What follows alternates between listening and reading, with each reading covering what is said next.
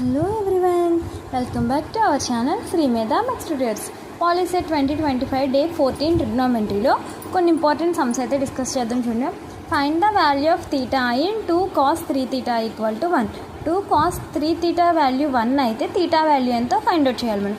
ఇక్కడ నుంచి చూడండి, ఈ 2ని ఇక్కడ మల్టిప్లికేషన్ చేస్తుంది, RHS మూవ్ చేస్తే 1/2. cos 3 theta equal to 1/2. cos theta 1/2 ఎప్పుడు అవుతుంది? 60 degrees దగ్గర. So that means 3 theta equal to 60 degrees, theta equal to 60/3. So 20 degrees is the correct answer. మన నెక్స్ట్ వన్ చూడండి ఒకసారి. Elevate sin 20 by cos 70. sin 20 by cos 70. ఇక్కడ cos 70 నేను ఎలా రాసుకోవచ్చు? cos 90 minus 20. cos 90 minus theta ఎంతమ్మా చెప్పండి? It's sin 20. sin 20 sin 20. డినామినేటర్లో sin 20, న్యూమరేటర్లో sin 20 will cancel. Answer is 1. 1 ఎప్పుడవుతుంది? cos 0 is 1. నెక్స్ట్ వన్ చూడండి.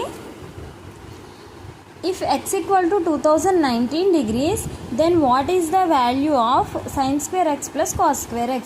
అంటే ఇక్కడ నేను x ప్లస్లో ఏ వాల్యూని సబ్స్టిట్యూట్ చేసుకోవాలి? 2019ని కదా.